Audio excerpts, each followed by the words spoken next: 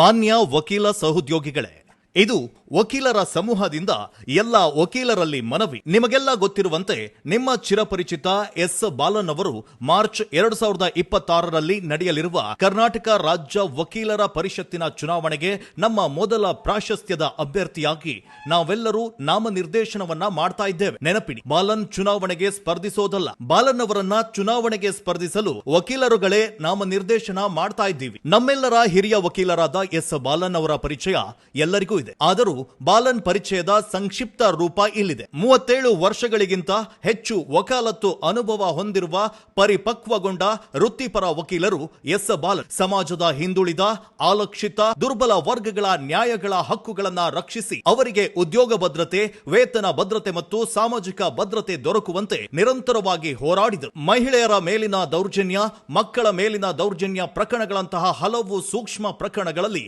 Public prosecutor ಆಗಿ ಸೇವೆ ಸಲ್ಲಿಸಿದ್ದಾರೆ. ಸರ್ಕಾರ ಪೊಲೀಸರಿಂದ ಬಂಧಿಸಲ್ಪಟ್ಟ ಗಂಭೀರ ಅಪರಾಧ ಪ್ರಕರಣಗಳ ಅಮಾಯಕ ನಿರಪರಾಧಿಗಳಿಗೆ ನಿಸ್ವಾರ್ಥ ಸೇವೆಯಾಗಿ ಉಚಿತ ವಕಾಲತ್ತು ಮಾಡಿದ್ದಾರೆ. ಬಾಲನ್ ವಕೀಲರಾಗಿ ಮಾತ್ರವಲ್ಲ, ಸಂಘಟಕರಾಗಿಯೂ ಹಲವು ಕಾನೂನು ಚಳವಳಿಗಳ ನಾಯಕತ್ವವನ್ನ ವಹಿಸಿದ್ದಾರೆ. ವಕೀಲರ ಮೇಲೆ ದೌರ್ಜನ್ಯ ಆದಾಗ ಬೀದಿಗಿಳಿದು ವಕೀಲರನ್ನ ಸಂಘಟಿಸಿದ್ದಾರೆ.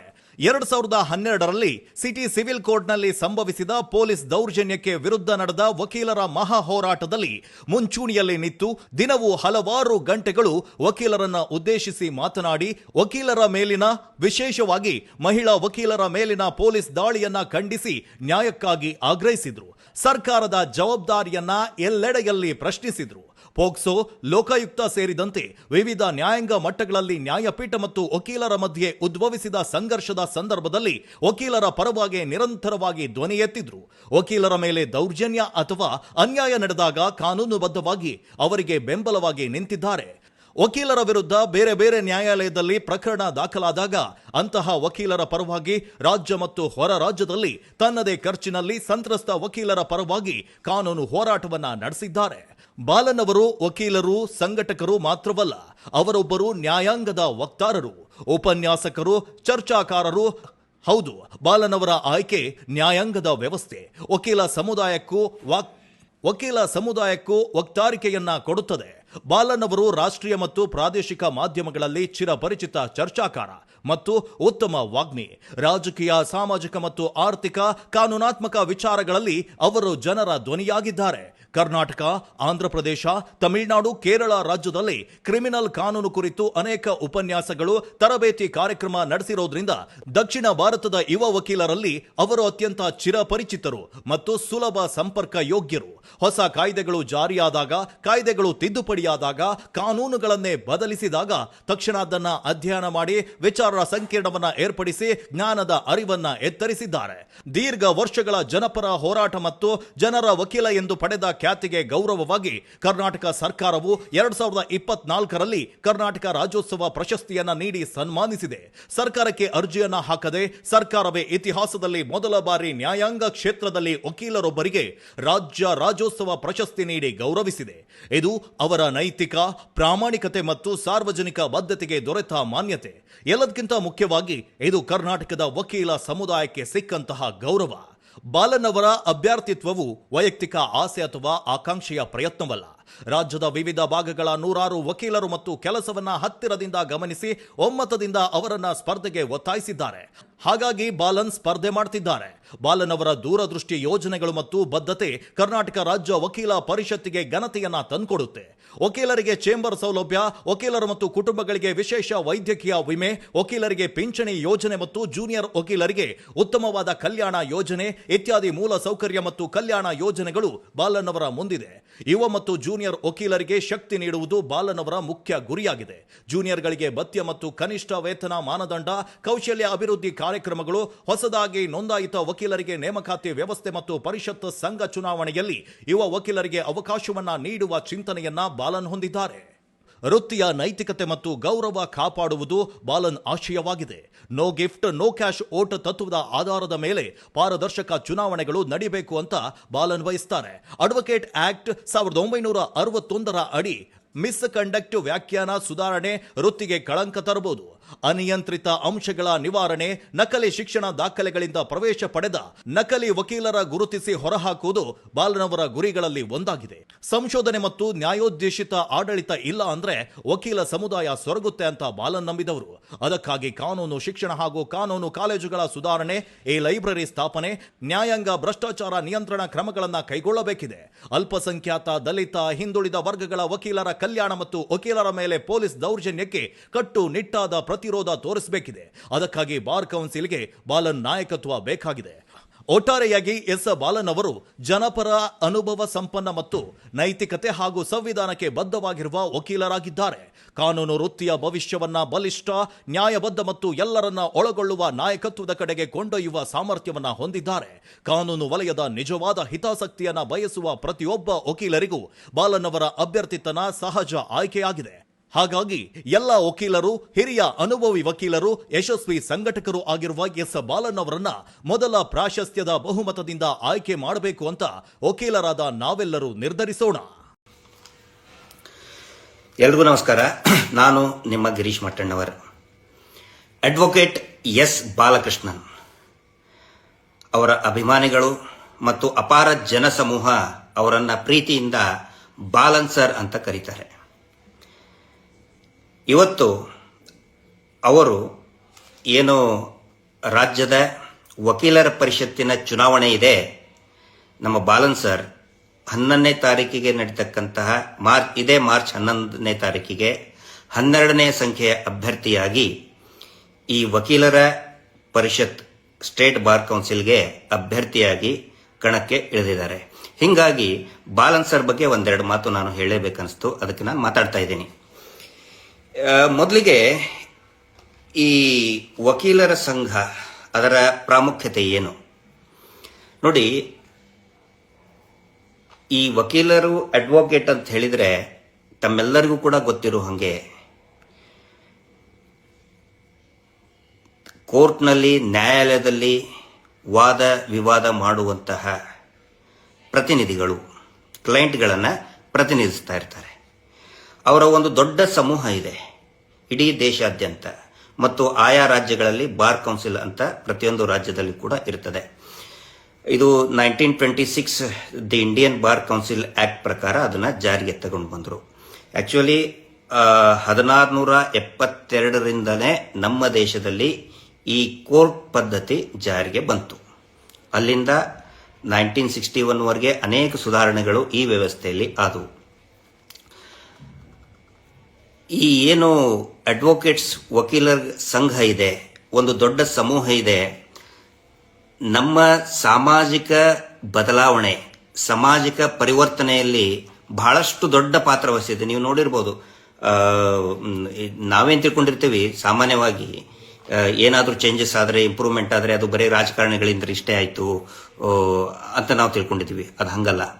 ಅನೇಕ ಅನಿಷ್ಟ ಪದ್ಧತಿಗಳು ನಮ್ಮ ಸಮಾಜದಿಂದ, ಭಾರತೀಯ ಸಮಾಜದಿಂದ ಹೋಗಬೇಕು ಅಂತ ಹೇಳಿದರೆ ಅದರಲ್ಲಿ ನ್ಯಾಯವಾದಿಗಳ ಪಾತ್ರ ಬಹಳ ಇದೆ. ಹಿಂದೆ ಗುಜರಾತ್ನಲ್ಲಿ ಅಂದರೆ ಈ ದೇಶದ ಅನೇಕ ಭಾಗಗಳಲ್ಲಿ ಅದು ಇತ್ತು. ದೇವಸ್ಥಾನದಲ್ಲಿ ದೇವದಾಸಿಯರ ಪದ್ಧತಿ. ಗುಜರಾತ್ನಲ್ಲಿ ಒಂದು ದೊಡ್ಡ ದೇವಸ್ಥಾನದಲ್ಲಿ ಅಲ್ಲಿಯ ಧರ್ಮಾಧಿಕಾರಿ ಏನ್ ನಡೆಸ್ತಾ ಇದ್ದ, ಚರಣ ಸೇವಾ ಅಂತ, ಕೃಷ್ಣನ ಚರಣ ಸೇವಾ. ಅವನೇ ಕೃಷ್ಣ, ಆ ಧರ್ಮಾಧಿಕಾರಿನೇ ಕೃಷ್ಣನ ಇನ್ನೊಂದು ಅವತಾರ. ಅವನು ಚರಣ ಸೇವಾ ಅಂತ ನಡೆಸ್ತಾ ಇದ್ದ. ಹೆಣ್ಣುಮಕ್ಕಳು ಭಕ್ತರು ಯಾರಿರ್ತಾರೆ ಅವರು ಲೈಂಗಿಕವಾಗಿ ಆ ಧರ್ಮಾಧಿಕಾರಿಗೆ ಒಪ್ಪಿಸ್ಕೊಂಡು ಬಿಡಬೇಕು, ಅದಕ್ಕೆ ಚರಣ ಸೇವಾ ಅಂತ ಹೆಸರಿಟ್ಟಿದ್ದ ಅವನು. ಅದರ ವಿರುದ್ಧ ಕರ್ಸನ್ ದಾಸ್ ಮುಲ್ಜಿ ಅಂತ ಒಬ್ಬ ಜರ್ನಲಿಸ್ಟ್ ಮತ್ತೆ ಆನಂತರ ಅಡ್ವೊಕೇಟ್ ಲಾ ಪ್ರಾಕ್ಟೀಸ್ ಮಾಡಿ ಆ ಪದ್ಧತಿಯ ವಿರುದ್ಧ ಹೋರಾಟ ಮಾಡಿ 1892ರಲ್ಲಿ ಕೇಸನ್ನು ಗೆದ್ದು ಇಡೀ ಆ ಪದ್ಧತಿ, ಅನಿಷ್ಟ ಪದ್ಧತಿಯನ್ನ ನಿರ್ನಾಮ ಮಾಡಿದ. ಸತಿ ಪದ್ಧತಿ, ಬಾಲ್ಯ ವಿವಾಹ ಪದ್ಧತಿ, ಅಸ್ಪೃಶ್ಯತೆ ಪದ್ಧತಿ, ಅವುಗಳೆಲ್ಲರ ವಿರುದ್ಧನೂ ಕೂಡ ಹೋರಾಟ ಮಾಡಿದ್ದು ವಕೀಲರು. ಅದು ಗೊತ್ತಿರಲಿ. ಯಾಕಂತ ಹೇಳಿದ್ರೆ ಈ ಟಿವಿ ಚಾನೆಲ್ ಅಲ್ಲಿ ಪ್ರತಿದಿನ ರಾಜಕಾರಣಿಗಳು ಹಂಗ್ ಮಾಡಿದ್ರು, ಅವ್ರು ಹಿಂಗ್ ಮಾಡಿದ್ರು, ಆ ಮಿನಿಸ್ಟ್ರಿ ಹಿಂಗ್ ಜಾರಿ ತಂದ್ರು. ಇಲ್ಲ, ಅನೇಕ ಪದ್ಧತಿಗಳು. ಇವತ್ತು ಪರಿಸರದ ಬಗ್ಗೆ, ನೀವು ನಮ್ಮ ರಾಜ್ಯದಲ್ಲಿನೇ ನೋಡಿರಬಹುದು, ನೆಲ, ಜಲ, ಭಾಷೆಯ ಬಗ್ಗೆ ಯಾವುದೇ ರೀತಿ ಹೋರಾಟ ನಡೆದ್ರೆ ಮೊದಲು ಮುಂಚೂಣಿಯಲ್ಲಿ ನಿಂತುಕೊಳ್ಳುವುದೇ ಅಡ್ವೊಕೇಟ್ಸ್. ನನಗೆ ಆ ಇಡೀ ಕಮ್ಯುನಿಟಿಯ ಬಗ್ಗೆ ಬಹಳ ಹೆಮ್ಮೆ ಇದೆ. ಯಾಕಂತ ಹೇಳಿದ್ರೆ ಪರ್ಸ್ನಲಿ ನನ್ನ ಪ್ರಕರಣ ಆದಾಗೂ ಕೂಡ LH ಬಾಂಬ್ ಕೇಸ್ ಆದಾಗ ನನ್ನನ್ನು ಸಿಟಿ ಕೋರ್ಟಿಗೆ ಮೆಟ್ರೋಪಾಲಿಯನ್ ಮ್ಯಾಜಿಸ್ಟ್ರೇಟ್ ಎದುರುಗಡೆ ಹಾಜರುಪಡಿಸಬೇಕಾದ್ರೆ ಇಡೀ ಬೆಂಗಳೂರಿನ ವಕೀಲರ ಸಮೂಹ ನನಗೆ ಧೈರ್ಯ ತುಂಬಿ ನಾವು ನಿಮ್ಮ ಜೊತೆಗಿದ್ದೇವೆ ಅಂತ ಹೇಳಿ ಗಟ್ಟಿಯಾಗಿ ನಿಂತ್ಕೊಂಡಿದ್ದು ಅಡ್ವೊಕೇಟ್ಸ್. ಹೀಗಾಗಿ ಆ ಅಡ್ವೊಕೇಟ್ಸ್ ವೃತ್ತಿಯ ಬಗ್ಗೆ ನನಗೆ ಬಹಳ ಗೌರವ ಇದೆ. ಮತ್ತು ಅನೇಕ ಈ ದೇಶದಲ್ಲಿ ನಡೀತಕ್ಕಂಥ ಅನೇಕ ಹೋರಾಟದಲ್ಲಿ ಮೊದಲು ಮುಂಚೂಣಿಯಲ್ಲಿ ನಿಂತ್ಕೊಳ್ಳುವುದೇ ಅಡ್ವೊಕೇಟ್ಸ್. ನಿರ್ಭಯ ಪ್ರಕರಣ ತಗೊಳ್ಳಿ. ನಿರ್ಭಯ ಪ್ರಕರಣದಲ್ಲಿ ಯಾವ ಥರ ಅವರು ಒಂದು ನಿರ್ಣಯ ಮಾಡಿಬಿಟ್ರಂದ್ರೆ, ಡೆಲ್ಲಿಯಲ್ಲಿರುವಂಥ ವಕೀಲರು ಅತ್ಯಾಚಾರಿಗಳ ಪರವಾಗಿ ಯಾರು ಕೂಡ ವಕಾಲತ್ತನ್ನೇ ಹಾಕಬಾರ್ದು ಅಂತ ನಿರ್ಣಯ ತಗೊಂಡ್ಬಿಟ್ರು. ಅಷ್ಟೊಂದು ಗಟ್ಟಿಯಾದ ನಿರ್ಧಾರ ತಗೊಂಡ್ರು. ಆದರೂ ಕೂಡ AP ಸಿಂಗ್ ಅಂತೇಳಿ ಒಬ್ಬನು ಬಂದ, ನಾನು ದೇಶಭಕ್ತ ಅದು ಇದು ಅಂತೇಳಿ ಏನೋ ರಚ್ಚರಂಪ ಮಾಡಿ ವಕಾಲತ್ ಹಾಕಿದ ಅತ್ಯಾಚಾರಿಗಳ ಪರವಾಗಿ. ಆಮೇಲೆ ಸೋತು ಹೋದ ಅವನು. ಯಾವುದೇ ಹೋರಾಟಗಳನ್ನು ತಗೋರಿ, ಅವಾಗ ಮುಂದೆ ನಿಂತ್ಕೊಳ್ಳೋದೇ ಅಡ್ವೊಕೇಟ್ಸ್. ಈ ಸಮಾಜದ ಬೆನ್ನೆಲುಬು. ನೈತಿಕವಾದಂತಹ ವಕೀಲರ ಸಂಘ ಎಲ್ಲಿ ಇರ್ತದೋ ಆ ಸಮಾಜವೂ ಕೂಡ ಆರೋಗ್ಯಕರವಾಗಿ ಇರ್ತದೆ. ಅದೇ ತದ್ವಿರುದ್ಧವಾಗಿ ಅನೈತಿಕತೆ ಇತ್ತಂತ ಹೇಳಿದ್ರೆ ಆ ಸಮಾಜ ಹಾದಿ ತಪ್ಪುತ್ತೆ. ಇಂತಹ ಒಂದು ವಕೀಲರ ಸಂಘಕ್ಕೆ, ಎಲ್ಲರೂ ಕೂಡ ಹೆಮ್ಮೆ ಪಡ್ತಕ್ಕಂತಹ ವಕೀಲರ ಸಂಘಕ್ಕೆ ಚುನಾವಣೆ ಮಾರ್ಚ್ 11ನೇ ತಾರೀಕಿಗೆ ನಡೀತಾ ಇದೆ. ಬಾಲನ್ ಸರ್ ಅಭ್ಯರ್ಥಿಯಾಗಿದ್ದಾರೆ.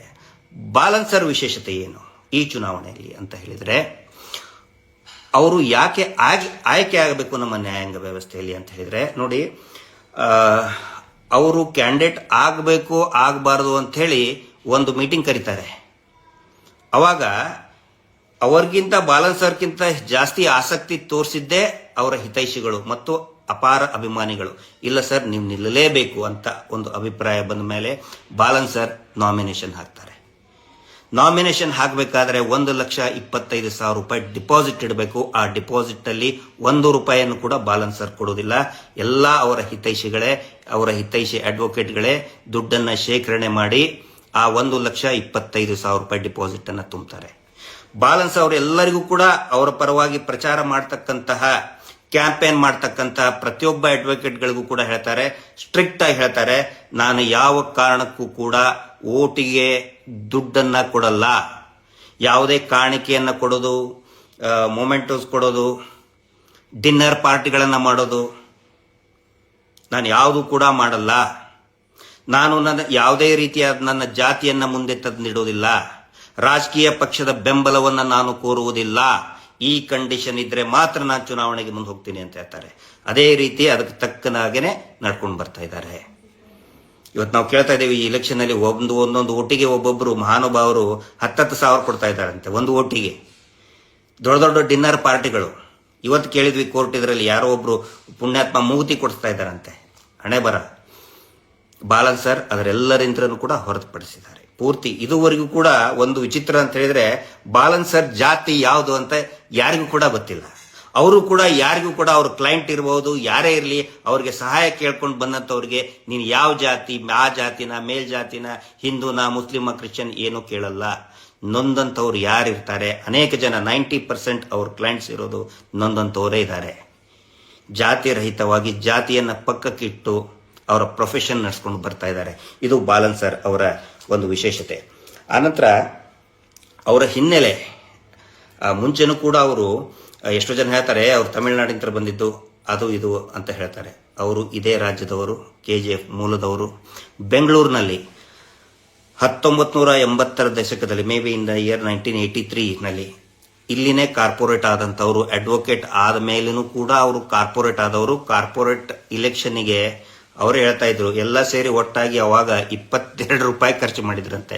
ಅವರು ಯಾವತ್ತಿಗೂ ಕೂಡ ಎಲ್ಲಿಯೂ ಕೂಡ ಹಣದ ಆಮಿಷ ಒಡ್ಡಿ ಚುನಾವಣೆ ಮಾಡಿದ್ದೇ ಇಲ್ಲ.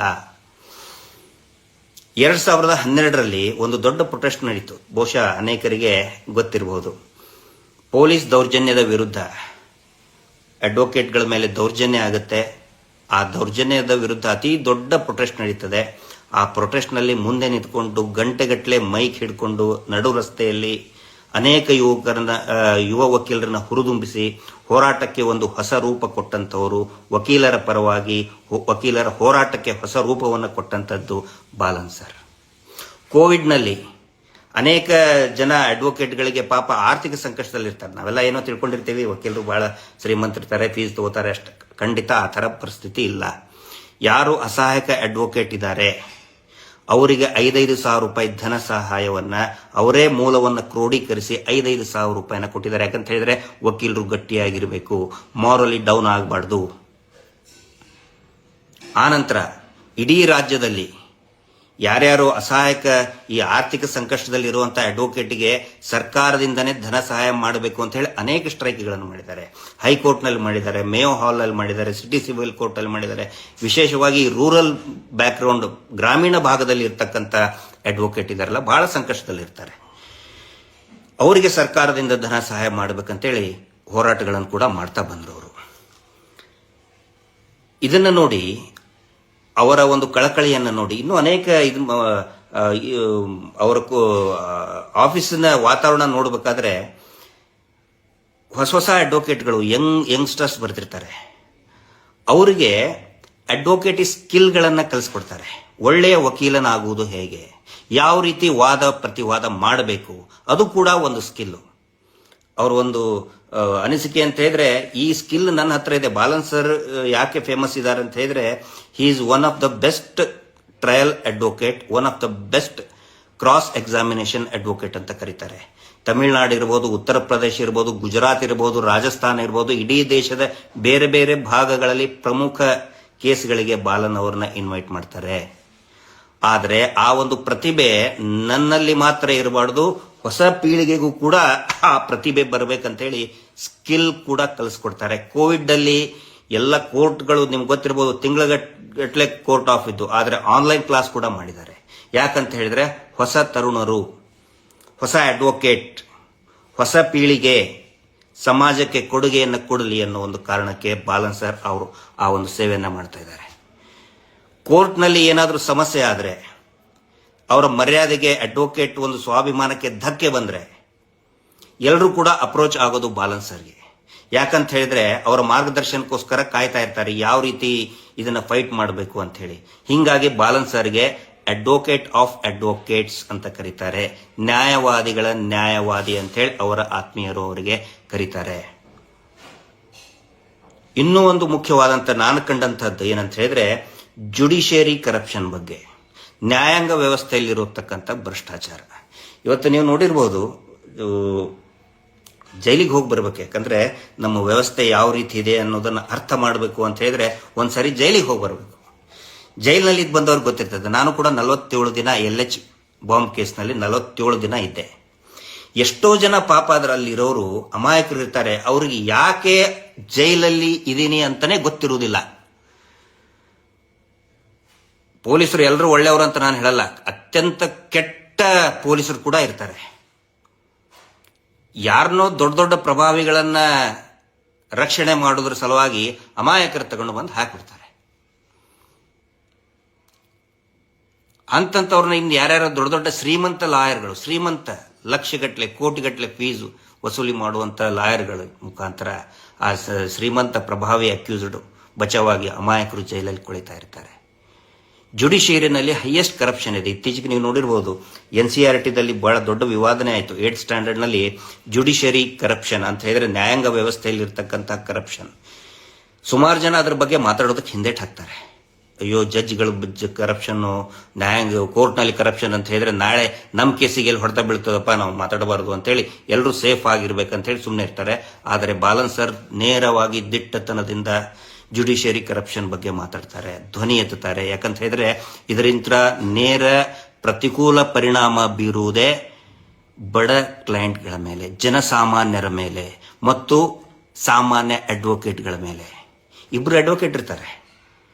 ಒಬ್ರು ಪಾಪ ಏನು ನೊಂದಂತವ್ರ ಪರವಾಗಿ ಸಣ್ಣ ಮಟ್ಟದ ಫೀಸ್ ತಗೊಂಡಿರ್ತಾರೆ, ಇನ್ನೊಬ್ಬನು ಕೊಂದಂತವ್ರ ಪರವಾಗಿ ಕೋಟಿಗಟ್ಟಲೆ ಲಕ್ಷಗಟ್ಟಲೆ ಫೀಸ್ ತಗೊಂಡು ಮಾಡ್ತಿರ್ತಾನೆ. ನ್ಯಾಯ ಎಲ್ಲಿದೆ ಅಲ್ಲಿ ಹೋಗ್ಬೇಕಲ್ಲ. ದುಡ್ಡು ಇರೋನ ಹತ್ರನೇ ಅವರು ಜಡ್ಜ್ಗಳ ಜೊತೆಗೆ ಮಾಡಿ ಅಂತ ಸಾಕಷ್ಟು ಕೇಸ್ ಇದೆ ಈ ದೇಶದಲ್ಲಿ. ಜಡ್ಜ್ಗಳೇ ದುಡ್ಡು ತಗೊಂಡು ತೀರ್ಮಾನ ಕೊಟ್ಟಂತ ಅನೇಕ ಉದಾಹರಣೆಗಳು ಇದೆ. ಇತ್ತೀಚೆಗೆ ಅದು ಸಂಖ್ಯೆ ಜಾಸ್ತಿ ಆಗಿದೆ.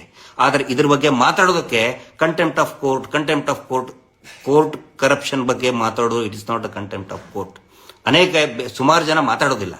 ಆದರೆ ಬಾಲನ್ ಸರ್ ನೇರವಾಗಿ ಮಾತಾಡ್ತಾರೆ. ಯಾಕಂತ ಹೇಳಿದ್ರೆ ನಿಜವಾದ ನ್ಯಾಯವಾದಿತನ ಉಳಿಬೇಕು, ಬೆಳಿಬೇಕು ಅಂತೇಳಿ. ಇದು ನನಗೆ ತುಂಬಾ ಇಷ್ಟವಾದಂತಹ ಅವರ ಒಂದು ಕ್ಯಾರೆಕ್ಟರ್. ನೇರವಾಗಿ ಮಾತಾಡ್ತಾರೆ. ಆನಂತರ ಸೋಷಿಯಲ್ ಆಕ್ಟಿವಿಸಮ್. ಬಾಲನ್ ಸರ್ ಬಗ್ಗೆ ಒಂದು ಅಪವಾದ ಇದೆ. ಅವರು ಬರೀ ಏನೋ ಇದ್ರ ಬಗ್ಗೆ ತಗೋತಾರೆ, ಅವರು ದೇವ್ರನ್ನ ನಂಬಲ್ಲ, ಕಮ್ಯುನಿಸ್ಟ್ರು ಪರವಾಗಿರ್ತಾರೆ. ನಾನು ಕಂಡಂತೆ ಆ ಥರ ಯಾವುದು ಕೂಡ ಇಲ್ಲ. ಅವರಿಗೆ ಬರ್ತಕ್ಕಂತಹ ಎಲ್ಲ ಕ್ಲೈಂಟ್ಗಳು ಎಲ್ಲ ವರ್ಗಕ್ಕೆ ಸೇರಿದವರಿದ್ದಾರೆ. ಅವರ ಕಚೇರಿಯಲ್ಲಿ ಕೆಲಸ ಮಾಡ್ತಕ್ಕಂಥ ಜೂನಿಯರ್ ಅಡ್ವೊಕೇಟ್ ಸಮಾಜದ ಎಲ್ಲ ವರ್ಗದಲ್ಲಿಯೂ ಕೂಡ ಸೇರಿದಂಥವರಿದ್ದಾರೆ. ಸೋಷಿಯಲ್ ಆಕ್ಟಿವಿಸಮ್, ಕಾರ್ಮಿಕರ ಸಮಸ್ಯೆ, ಕೂಲಿ ಕಾರ್ಮಿಕರ ಸಮಸ್ಯೆ, ಸಂಘಟಿತ ಕಾರ್ಮಿಕರ ಸಮಸ್ಯೆ, ದಿನಗೂಲಿ ನೌಕರರ ಸಮಸ್ಯೆ. ಇವತ್ತು ಅವರ ಆಫೀಸಿಗೆ ಹೋದ್ರೆ ಅನೇಕ ಜನ ಇರೋರೇ ಅವರು ನೊಂದಂತಹ ಸಂಘಟನೆಯ ಕಾರ್ಮಿಕರು ಅವರಿರ್ತಾರೆ. ಮೊನ್ನೆ ಈ ರಾಜ್ಯದ APP ಏನಿದ್ದಾರೆ, ದಿನಗೂಲಿ ಬೇಸಿಸ್ ಮೇಲೆ, ಡೈಲಿ ವೇಜಸ್ ಬೇಸಿಸ್ ಮೇಲೆ, ಕಾಂಟ್ರಾಕ್ಟ್ ಬೇಸಿಸ್ ಮೇಲೆ ಕೆಲಸ ಮಾಡ್ತಾ ಇದ್ದಾರೆ. ಇನ್ನೂ 2 ತಿಂಗಳಿಂದ ಅವರಿಗೆ ಸ್ಯಾಲ್ರಿನೇ ಆಗಿಲ್ಲ. ಬಾಲನ್ ಸರಿಗೆ ಅವ್ರಿಗೆ ಒಂದು ಮಾತು ಹೇಳಿದೆ ಸರ್, ಈ ಥರ ಇಮಿಡಿಯೇಟ್ ಆಗಿ ಕನ್ಸರ್ನ್ಡ್ ಆಫೀಸರ್ಗೆ ಮಾತಾಡಿದರು. ಅಂದರೆ ದುಡಿಯುವ ವರ್ಗಕ್ಕೆ ಬೆನ್ನೆಲುಬಾಗಿ ನಿಂತಂಥವರು ಬಾಲನ್ ಸರ್. ಅದಕ್ಕಾಗಿ ಅವರಿಗೆ ರಾಜ್ಯೋತ್ಸವ ಪ್ರಶಸ್ತಿಯನ್ನು ಕೂಡ ಕೊಟ್ಟಿದ್ದಾರೆ. ಬಹಳ ವಿರಳ. ನ್ಯಾಯಾಂಗ ವ್ಯವಸ್ಥೆಯಲ್ಲಿ ದುಡಿಯೋರನ್ನ ಗುರುತಿಸಲ್ಲ, ಈ ಸಮಾಜನ ಗುರುತಿಸಲ್ಲ, ಮಾಧ್ಯಮ ಗುರುತಿಸಲ್ಲ. ಆದರೆ ಬಾಲನ್ ಸರ್ ಅವರ ಒಂದು ಪ್ರತಿಭೆಯನ್ನ ಗುರುತಿಸಿ 2024ರಲ್ಲಿ ಅವರಿಗೆ ರಾಜ್ಯೋತ್ಸವ ಪ್ರಶಸ್ತಿಯನ್ನು ಕೂಡ ಕೊಟ್ಟರು. ಇಂಥವರು ವ್ಯವಸ್ಥೆಯಲ್ಲಿ ಇರಬೇಕು. ನಾನು ಯಾಕೆ ಇಷ್ಟೊಂದು ಅವ್ರ ಬಗ್ಗೆ ಅಭಿಮಾನದಿಂದ ಮಾತಾಡ್ತಾ ಇದ್ದೀನಿ ಅಂತ ಹೇಳಿದ್ರೆ, ಕಳೆದ 13 ವರ್ಷದಿಂದ ಸೌಜನ್ಯ ಹೋರಾಟದಲ್ಲಿ ಎಲ್ಲರೂ ಕೂಡ ನೊಂದ್ಕೊಂಡು ಬಿಟ್ಟಿದ್ದಾರೆ. ಧರ್ಮಸ್ಥಳ ಗ್ರಾಮದಲ್ಲಿ ನಡೆದಂತಹ ಅನೇಕ ಅತ್ಯಾಚಾರಗಳು, ಭೂಕಬಳಿಕೆ, ಬಡ್ಡಿ ದಂಧೆಯಿಂದ ಎಲ್ಲರೂ ಕೂಡ ನೊಂದ್ಕೊಂಡು ಬಿಟ್ಟಿದ್ದಾರೆ. ಯಾಕೆ ನಿರಾತಂಕವಾಗಿ ಆ ಪ್ರಭಾವಿಗಳು ನಡ್ಸ್ಕೊಂಡು ಬರ್ತಾ ಇದ್ದಾರೆ ಅಂತ ಹೇಳಿದ್ರೆ, ಯಾರು ಅವ್ರಿಗೆ ಕೇಳೋರು ಇರಲಿಲ್ಲ. ನ್ಯಾಯಾಂಗ ವ್ಯವಸ್ಥೆಯಲ್ಲಿ ಅವರಿಗೆ ಯಾರು ಪ್ರಶ್ನೆ ಮಾಡುವಂಥವ್ರು ಇರಲಿಲ್ಲ. ಆದರೆ ಬಾಲನ್ ಸರ್, ಇನ್ನೂ ಅನೇಕ ಅಡ್ವೊಕೇಟ್ಗಳು ಕೂಡ, ನಮ್ಮ ತಾರಾನಾಥ್ ಪೂಜಾರಿ ಇರ್ಬೋದು, ಬಾಲಕೃಷ್ಣ ಸರ್ ಇರ್ಬೋದು, ಧನಂಜಯ ಸರ್ ಇರ್ಬೋದು, ವಿಜಯ ವಾಸು ಪೂಜಾರಿ ಅವರು, ಇನ್ನೂ ಅನೇಕ ಇವರಿದ್ದಾರೆ. ಬಾಲನ್ ಸರ್ ಗಟ್ಟಿಯಾಗಿ ನಮ್ಮ ಜೊತೆಗೆ ಸೌಜನ್ಯ ಹೋರಾಟದ ಪರವಾಗಿ ನಿಂತ್ಕೊಂಡು, ಸಾಕಷ್ಟು ಟೀಕೆಗಳು ಬಂದು ಅವರಿಗೆ ಕೇರೆ ಮಾಡಲಿಲ್ಲ. ಈ ಹಿಂದೆನೂ ಕೂಡ ಯಾವ್ಯಾವ ಹೋರಾಟದ ಪರವಾಗಿ ಇದ್ದಾರೆ, ಅನೇಕರು ದೊಡ್ಡ ದೊಡ್ಡ ಪ್ರಭಾವಿಗಳು ಅವರಿಗೆ ಟೀಕೆ ಮಾಡ್ತಾನೆ ಇರ್ತಾರೆ. Don't care. ನಮ್ಮ ಹೋರಾಟಕ್ಕೆ ಒಂದು ಆಧಾರ ಸ್ತಂಭವಾಗಿ ಒಂದು ಹಿಂದೂ ಹೆಣ್ಮಗಳು, ಸತ್ತಂತವ್ರು ಎಲ್ಲರೂ ಕೂಡ ಹಿಂದೂ ಭಕ್ತರು, ಅವರ ಪರವಾಗಿ, ಭಕ್ತರ ಪರವಾಗಿ ಅನ್ಯಾಯ ಆಗಿದೆ ಅಂತೇಳಿ ನಿಂತ್ಕೊಂಡಂತವರು ಬಾಲನ್ ಸರ್. ಅವ್ರಿಗಿರುವಂತ ಇದನ್ನೇನೋ ಪ್ರೊಪಗಂಡ ಮಾಡೋದೇನೋ, ದೇವ್ರ ನಂಬಲ್ಲ, ಆದರೆ ದೇವರನ್ನ ನಂಬತಕ್ಕಂತಹ ಭಕ್ತರು ಹತ್ಯೆ ಆದಾಗ, ಬಡ್ಡಿ ದಂಧೆಯಿಂದ ನೊಂದಾಗ ಅವರ ಪರವಾಗಿ ನಿಂತ್ಕೊಂಡಂಥವರು ನಮ್ಮ ಬಾಲನ್ ಸರ್. ಇನ್ನೂ ಅನೇಕ ಯುವ ವಕೀಲರು ಈ ಹೋರಾಟದ ಪರವಾಗಿ, ನಮ್ಮ ರಂಗನಾಥ್ ಸರ್ ಇದ್ದಾರೆ, ರಂಗನಾಥ್ ರೆಡ್ಡಿ ಸರ್, ತುಂಬಾ ಜನ ಈಗ ಬರ್ತಾ ಇದ್ದಾರೆ. ಬಟ್ ಎಲ್ಲರಿಗೂ ಕೂಡ ಒಂದು ಧೈರ್ಯ ಏನಂತ ಹೇಳಿದ್ರೆ, ಎಸ್, ಬಾಲನ್ ಸರ್ ಈ ಹೋರಾಟದಲ್ಲಿದ್ದಾರೆ. ಅವ್ರು ಇದೊಂದೇ ಅಲ್ಲ, ಯಾವ ಹೋರಾಟದಲ್ಲಿ ಬಾಲನ್ ಸರ್ ಇರ್ತಾರೆ ಎಲ್ಲರಿಗೂ ಕೂಡ ಒಂದು ಧೈರ್ಯ ಇರ್ತದೆ. ಹೀಗಾಗಿ ನಾನು ಬಾಲನ್ ಸರ್ ಬಗ್ಗೆ ಇವತ್ತು ಮಾತಾಡಬೇಕಾಗಿ ಬಂತು. ಈ ಇಲೆಕ್ಷನ್ ಬಗ್ಗೆ ಒಂದು ವಿಶೇಷತೆ ಏನಂತ ಹೇಳಿದ್ರೆ, ಇಡೀ ಇದ್ರದ್ದು ವೋಟರ್ಸ್ ಯಾರು ಅಂತ ಹೇಳಿದ್ರೆ ರಿಜಿಸ್ಟರ್ಡ್ ನೋಂದಾಯಿತ ಅಡ್ವೊಕೇಟ್ಗಳಿರ್ತಾರೆ. ಬೇರೆ ಬೇರೆ ಒಂದೊಂದು ಜಿಲ್ಲೆಯಿಂದ 5 ಜನ, 6 ಜನ, 10 ಜನನು ಕೂಡ ಕಂಟೆಸ್ಟ್ ಮಾಡಿದ್ದಾರೆ. ಹೀಗಾಗಿ ಈಗ ಮಂಡ್ಯದಲ್ಲಿರ್ತಕ್ಕಂತಹ ಒಂದು ವಕೀಲರ ಸಮೂಹ ಏನಿದೆ, ಅವರು ಮಂಡ್ಯ ಜಿಲ್ಲೆಯವರಿಗೇನೆ ಪ್ರೆಫರೆನ್ಸ್ ಕೊಡ್ತಾರೆ. ಕಲಬುರಗಿಯಲ್ಲಿ ಇರತಕ್ಕಂಥ ಅಡ್ವೊಕೇಟ್ಸ್ ಕಲಬುರಗಿ ಜಿಲ್ಲೆಯಲ್ಲಿರ್ತಕ್ಕಂತಹ ಕ್ಯಾಂಡಿಡೇಟ್ಗಳಿಗೆ ಪ್ರೆಫರೆನ್ಸ್ ಕೊಡ್ತಾರೆ. ಮತ್ತೆ ಅನೇಕ ಜನ ಅತ್ಯಂತ ಸಚ್ಚಾರಿತ್ರ್ಯ ಇರುವಂತಹ ಹಿರಿಯ ಅಡ್ವೊಕೇಟ್ಸ್ಗಳು ಕೂಡ ಮತ್ತು ಯಂಗ್ ಅಂಡ್ ಎನರ್ಜೆಟಿಕ್ ಅಡ್ವೊಕೇಟ್ಸ್ಗಳು ಕೂಡ ಇಲೆಕ್ಷನ್ ನಿಂತಿದ್ದಾರೆ. ನಾನು ಅವರೆಲ್ಲರಿಗೂ ಕೂಡ ಆಲ್ ದ ಬೆಸ್ಟ್ ಹೇಳ್ತಾ ಇದ್ದೇನೆ. ಅವರೆಲ್ಲರಿಗೂ ಕೂಡ ನಾವು ಗೌರವವನ್ನು ಕೊಡ್ತಾ ಇದ್ದೇವೆ. ಆದರೆ ನಾನು ವಿನಂತಿ ಮಾಡ್ಕೊಳ್ಳೋದೇನಂತ ಹೇಳಿದ್ರೆ, ಇದು ಬರೀ ಒಂದೇ ವೋಟ್ ಅಂತ ಇರಲ್ಲ, ಪ್ರಿಫರೆನ್ಸ್ ವೋಟ್ ಇರ್ತದೆ. ಫಸ್ಟ್ ಪ್ರಿಫರೆನ್ಸ್, ಸೆಕೆಂಡ್ ಪ್ರಿಫರೆನ್ಸ್ ಅಂತ ಹೇಳಿ ಎಲ್ಲರೂ ಕೂಡ ದಯವಿಟ್ಟು ಆ ಜಿಲ್ಲೆಯಲ್ಲಿ ನಿಮ್ಮ ಕ್ಯಾಂಡಿಡೇಟ್ ಯಾರಿದ್ದಾರೆ, ಫಸ್ಟ್ ಪ್ರಯಾರಿಟಿ ದಯವಿಟ್ಟು ಬಾಲನ್ ಸರ್ ಕೊಡಿ. ನಾನು ನಮ್ಮ ಎಲ್ಲ ವಕೀಲ ಮಿತ್ರರಿಗೆ, ಸ್ನೇಹಿತರಿಗೆ ವಿನಂತಿ ಮಾಡ್ಕೊತಾ ಇದ್ದೇನೆ. ಯಾಕಂತ ಹೇಳಿದ್ರೆ, ನಾವು ಅನೇಕ ಈಗ ನಮ್ಮ ಮೇಲೆ ಈ ಫೇಕ್ ಡಿಫೆಮೇಷನ್ ಕೇಸ್ ಹಾಕಿಸಿದ್ದಾನೆ ನಕಲಿ ದೇವಮಾನವ. ಎಲ್ಲ ಅವರ ಸಂಘಕ್ಕೆ, ಬಡ್ಡಿ ಸಂಘ ಏನಿದೆಯಲ್ಲ, ಪ್ರತಿ ಜಿಲ್ಲೆಗೆ ಒಬ್ಬೊಬ್ಬರನ್ನ ಅಧ್ಯಕ್ಷನ್ ಮಾಡಿದ್ದಾರೆ. ಆ ಅಧ್ಯಕ್ಷರಿಗೆ ಹೇಳಿ ಮಹೇಶ್ ಶೆಟ್ಟಿ ತಿಮರೋಡಿ ಅವರ ಮೇಲೆ ಡಿಫೆಮೇಷನ್ ಕೇಸ್, ಈಗ ಮೊನ್ನೆ 6 ತಿಂಗಳ ಮೇಲೆ ನಂತರ ನನ್ನ ಮೇಲೆ ಡಿಫೆಮೇಷನ್ ಕೇಸ್. ಎಲ್ಲ ಜಿಲ್ಲಾಧ್ಯಕ್ಷರು ನೋಡಿ ಹೆಂಗಿದೆ, ದೇವರ ಹೆಸರಿನಲ್ಲಿ ಸಂಘಗಳನ್ನು ಮಾಡಿ, ದೇವಸ್ಥಾನದ ಹೆಸರುಗಳಲ್ಲಿ ಸಂಘವನ್ನು ಮಾಡಿ ಬಡ್ಡಿ ಪೂಜಾರಿ ಕೆಲಸ ಇದು. ಆ ಸಂಘದ ಅಧ್ಯಕ್ಷರಿಗೆ ಹೇಳಿಬಿಟ್ಟಿದ್ದಾರೆ ಹೋರಾಟಗಾರರ ವಿರುದ್ಧ ಕೇಸ್ ಹಾಕಬೇಕು, ಇವರು ಸಂಘ ಮಾಡಿದ್ದದಕ್ಕೆ. ಹೀಗಾಗಿ ನಾವು ಮಹೇಶ್ ಶೆಟ್ಟರ್ ಜೊತೆಗೆ ಹೋಗ್ಬೇಕಾದ್ರೆ ಶಿರಾ ಇರ್ಬೋದು, ನಮ್ಮ ಸೌದತ್ತಿ ಇರ್ಬೋದು, ಬೈಲಹೊಂಗಲ್ ಇರ್ಬೋದು, ಧಾರವಾಡ ಇರ್ಬೋದು, ತುಮಕೂರು ಇರ್ಬೋದು, ಸಕಲೇಶ್ಪುರ ಇರ್ಬೋದು, ತುಮಕೂರು ಇರ್ಬೋದು, ಇಲ್ಲೆಲ್ಲ ಕಡೆನೂ ಕೂಡ ನಾವು ಹೋಗ್ತಿರ್ತೀವಿ. ಯಾಕಂದ್ರೆ ಅಷ್ಟು ಕಡೆ ನಮ್ಮ ಮೇಲೆ ಡಿಫೆಮೇಷನ್, ಮಹೇಶ್ ಶೆಟ್ಟರ್ ಮೇಲೆ ಡಿಫೆಮೇಷನ್ ಕೇಸ್ ಆಗಿದೆ. ಅಲ್ಲೆಲ್ಲವೂ ಎಲ್ಲ ಕಡೆನೂ ಕೂಡ ಬೆಂಬಲವಾಗಿ ಫಸ್ಟ್ ಬಂದು ನಮಗೆ ಧೈರ್ಯ ತುಂಬೋದು, ನಿಮ್ಮ ಜೊತೆಗಿದ್ದೀವಿ ಅಂತ ಹೇಳಿದ್ದು ಅಡ್ವೊಕೇಟ್ಸ್ಗಳು. ಅವರ ಉಪಕಾರ ನಾವು ಯಾವತ್ತಿಗೂ ಮರೆಯಲ್ಲ. ಯಾವತ್ತಿಗೂ ಕೂಡ ಅಡ್ವೊಕೇಟ್ಗಳ ಉಪಕಾರವನ್ನು ನಾವು ಮರೆಯಲ್ಲ. ಅವರೆಲ್ಲರಿಗೂ ವಿನಂತಿ ಮಾಡ್ತೇವೆ, ನಿಮಗೆ ಆ ಜಿಲ್ಲೆಯ ನಿಮ್ಮ ಕ್ಯಾಂಡಿಡೇಟ್ ಯಾರು ಇಷ್ಟ ಆಗ್ತಾರೆ, ಯಾಕಂದ್ರೆ ಒಳ್ಳೊಳ್ಳೆ ಕ್ಯಾಂಡಿಡೇಟ್ಗಳು ನಿಂತಿದ್ದಾರೆ, ಇಷ್ಟ ಆದರೆ ಅವರಿಗೆ ವೋಟ್ ಹಾಕಿ. ಆದರೆ ಒಂದು ವೋಟ್ ಮಾತ್ರ ಸಾಧ್ಯ ಆದಷ್ಟು ಮೊದಲೇ ಪ್ರಿಫರೆನ್ಸ್ ಅಥವಾ ಸೆಕೆಂಡ್ ಪ್ರಿಫರೆನ್ಸ್ ಆದರೂ ಕೂಡ ಬಾಲನ್ ಸರ್ಗೆ ಕೊಡಿ. ಯಾವ ಕಾರಣಕ್ಕೂ ಕೂಡ ಬಾಲನ್ ಸರ್ ಅವ್ರನ್ನ ಬಿಟ್ಕೊಡ್ಬೇಡಿ. ಯಾಕಂತ ಹೇಳಿದ್ರೆ ನ್ಯಾಯಾಂಗ ವ್ಯವಸ್ಥೆ ಗಟ್ಟಿಯಾಗಿ ನಿಂತ್ಕೋಬೇಕು, ವಕೀಲರು ಸ್ವಾಭಿಮಾನದಿಂದ ಇರಬೇಕು. ನಾನು ನೋಡಿದ್ದೀನಿ, ಯಾರಾದರೂ ಒಬ್ಬರು ಅಡ್ವೊಕೇಟ್ ಅವ್ರ ಕಡೆ ಬಂದರೆ ಸರ್ ಹಿಂಗಾಗಿದೆ ಅಂತೇಳಿ ಫಸ್ಟ್ ಅವರು ನಿಂತ್ಕೋತಾರೆ. ಬಾಲನ್ ಸರ್ಗೆ ಹೇಳಬೇಕಾಗಿಲ್ಲ, ಅವ್ರಿಗೆ ಅರ್ಥ ಆಗಿಬಿಡ್ತದೆ. ಯಾಕಂದ್ರೆ ಮೂಲತಃ ಅವರು ಹೋರಾಟ ಜೀವಿ, ಹೋರಾಟದಿಂದ ಬಂದಂಥವ್ರು. ಸಮಸ್ಯೆಗಳು ಏನು ಅಂತ ಹೇಳಿ ಅವರಿಗೆ ಅರ್ಥ ಆಗುತ್ತೆ, ಅದನ್ನು ರಿಪ್ರೆಸೆಂಟ್ ಮಾಡ್ತಾರೆ. ದೊಡ್ಡ ಮಟ್ಟದಲ್ಲಿ ಸರ್ಕಾರದ ಮಟ್ಟದಲ್ಲಿ ಅವರು ಧ್ವನಿ ಎತ್ತುತ್ತಾರೆ. ಅವ್ರು ಯಾರು CM ಮಿನಿಸ್ಟ್ರು ಅವ್ರನ್ನೇನೂ ನೋಡಲ್ಲ. ಅವರು ಕೇವಲ ನೊಂದಂಥವ್ರು ಮಾತ್ರ ನೋಡ್ತಾರೆ, ನೊಂದಂಥವ್ರ ಪರವಾಗಿ ಮಾತ್ರ ಇದ್ದಂಥ ಅಡ್ವೊಕೇಟ್. ದಯವಿಟ್ಟು ಅಂಥವ್ರನ್ನ ಕಳ್ಕೊಳ್ಳೋದು ಬೇಡ, ಇದೊಂದು ಒಳ್ಳೆಯ ಅವಕಾಶ. ಹಾಗಿದ್ರೆ ನಮ್ಮ ಇನ್ಸ್ಟಾಗ್ರಾಮ್ನಲ್ಲಿ ಸಾವಿರಾರು ಜನ ನೋಡ್ತಿರ್ತಾರೆ, ಮತ್ತು ಅವ್ರು ಏನು ಮಾಡಬೇಕು ಮತ್ತು ಅಡ್ವೊಕೇಟ್ ಏನು ಮಾಡಬೇಕು. ಕೊನೆಯದಾಗಿ ಒಂದು ಮಾತು ಹೇಳ್ತೇನೆ, ಯಾರು ಸಾರ್ವಜನಿಕರಿದ್ದೀರಿ, ವೋಟರ್ಸ್ ಅಲ್ಲ, ಓನ್ಲಿ ಅಡ್ವೊಕೇಟ್ಸ್ ಮಾಡ್ತಾರೆ ಇದ್ರದ್ದು ವೋಟರ್ಸ್. ನಿಮ್ಮ ಫ್ಯಾಮಿಲಿಯಲ್ಲಿ ಕೂಡ ಅಡ್ವೊಕೇಟ್ ಇರಬಹುದು, ನಿಮ್ಮ ಸ್ನೇಹಿತರ ಅಡ್ವೊಕೇಟ್ ಇರಬಹುದು. ದಯವಿಟ್ಟು ಒಬ್ಬರು ಕನಿಷ್ಠ 4 ಜನ ಅಡ್ವೊಕೇಟ್ಗೆ ಮನವೊಲಿಸಿ ಬಾಲನ್ ಅವರಿಗೆ ವೋಟ್ ಹಾಕೋದಕ್ಕೆ. ಕನಿಷ್ಠ 4 ಜನ. ಅದು ಸಮಾಜ ಸುಧಾರಣೆಯಲ್ಲಿ ನಿಮ್ಮ ಸೇವೆ ಅಂತ ತಿಳ್ಕೋಬಹುದು. ಆನಂತರ ಯಾರು ನಮ್ಮ ಅಡ್ವೊಕೇಟ್ ಸ್ನೇಹಿತರಿದ್ದಾರೆ, ಹಿರಿಯರಿದ್ದಾರೆ, ಅವರು ಕನಿಷ್ಠ 10 ಜನ ತಾವು ಕೂಡ ಬಾಲನ್ ಸರ್ ಅವರಿಗೆ ಫಸ್ಟ್ ಪ್ರಿಫರೆನ್ಸ್ ವೋಟ್ ಹಾಕಿ ಮತ್ತು 10 ಜನ ಅಡ್ವೊಕೇಟ್ಗಳ ಮನವೊಲಿಸಿ. ಈ ನನ್ನ ಇನ್ಸ್ಟಾಗ್ರಾಮ್ನಲ್ಲಿ ಬಾಲನ್ ಸರ್ದು ಇದನ್ನು ಕೂಡ ಹಾಕಿರ್ತೀನಿ, ಅವ್ರದ್ದು ಹ್ಯಾಂಡ್ ಬಿಲ್ಸ್ ಕೂಡ ಹಾಕಿರ್ತೀನಿ. ಒಂದು 10 ಜನಕ್ಕಾದರೂ ದಯವಿಟ್ಟು ತಾವು ಕನ್ವಿನ್ಸ್ ಮಾಡಿ. ಒಂದು ವೇಳೆ ಫಸ್ಟ್ ಪ್ರಿಫರೆನ್ಸಿಗೆ ನಿಮ್ಮದೇ ಜಿಲ್ಲೆಯ ಕ್ಯಾಂಡಿಡೇಟ್ ಹಾಕಬೇಕಂದ್ರೆ ದಯವಿಟ್ಟು ಹಾಕಿ. ಆದರೆ ಸೆಕೆಂಡ್ ಪ್ರಿಫರೆನ್ಸ್ ಆದರೂ ಕೂಡ ಬಾಲನ್ ಸರ್ ಅವರಿಗೆ ಮತ ಹಾಕುವಂಥ, ಮತ ಚಲಾವಣೆ ಮಾಡುವಂಥ ಒಂದು ಅವಕಾಶವನ್ನು ಮಾಡಿಕೊಡಬೇಕು ಅಂತ ವಿನಂತಿ ಮಾಡಿಕೊಳ್ಳಿ. ಇದರಿಂದ ನಮ್ಮ ನ್ಯಾಯಾಂಗ ವ್ಯವಸ್ಥೆ ಗಟ್ಟಿಯಾಗ್ತದೆ, ಜನಸಾಮಾನ್ಯರಿಗೆ ನ್ಯಾಯ ಸಿಗ್ತದೆ. ಯಾವತ್ತಿಗೂ ನೋಡಿ, ಇದಕ್ಕೆ ನಾನು ಒತ್ತು ಕೊಡೋದು ಎದಕ್ಕಂತ ಹೇಳಿದ್ರೆ, ಎಲ್ಲ ಎಲೆಕ್ಷನ್ ಒಳಗೂ ಕೂಡ ದುಡ್ಡು ಹೆಂಡ ಸುರಿಯೋದು ಸಿಕ್ಕಾಪಟ್ಟೆ ಆಗಿಬಿಟ್ಟಿದೆ. ಎಲ್ಲ ಎಲೆಕ್ಷನ್, MLA MP ಇಲೆಕ್ಷನ್, ಗ್ರಾಮ ಪಂಚಾಯತಿ ಇಲೆಕ್ಷನ್ನು, ಸಾಹಿತ್ಯ ಪರಿಷತ್ ಇಲೆಕ್ಷನ್ನು, ಎಲ್ಲದಕ್ಕೂ ಕೂಡ ಬಂದ್ಬಿಟ್ಟಿದೆ. ಈಗ ಈ ವಕೀಲರ ಚುನಾವಣೆಯಲ್ಲಿನೂ ಕೂಡ ಹೆಂಡ ಹಾಸ್ತಾ ಇದ್ದಾರೆ, ದುಡ್ಡು ಕೊಡ್ತಾ ಇದ್ದಾರೆ. ಕಾರ್ ಮೆಕ್ಯಾನಿಕ್, ನಮ್ದು ಕಾರ್ ಕೆಡ್ತು, ಸ್ಕೂಟರ್ ಕೆಡ್ತು ಅಂತ ಹೇಳಿದ್ರೆ ನಾವು ಒಳ್ಳೆ ಮೆಕ್ಯಾನಿಕನ ಹತ್ರ ಹೋಗ್ತೀವಿ, ಅದರಿಂದ ನಮ್ಮ ಕಾರ್ ರಿಪೇರಿ ಆಗ್ತದೆ ಅಂತ ಹೋಗ್ತೀವಿ. ಇಲ್ಲಪ್ಪ ಅವನು ನಮ್ಮ ಜಾತಿಯ ಅದಾನಂತ ಹೋದ್ರೆ ಕಾರ್ ರಿಪೇರಿ ಆಗುದಿಲ್ಲ, ಅವನು ಒಳ್ಳೆ ಮೆಕ್ಯಾನಿಕ್ಕೇ ಆಗಿರಬೇಕು. Balan sir is the best mechanic, is the best fighter. ಹೀಗಾಗಿ ದಯವಿಟ್ಟು ಬಾಲನ್ ಸರ್ ಒಂದು ಧ್ವನಿ. So vote for voice, ballot for Balan. ನಿಮ್ಮ ಬ್ಯಾಲೆಟಲ್ಲಿ ಬಾಲನ್ ಅವರ ಹೆಸರಿರಲಿ. Justice for Soujanya.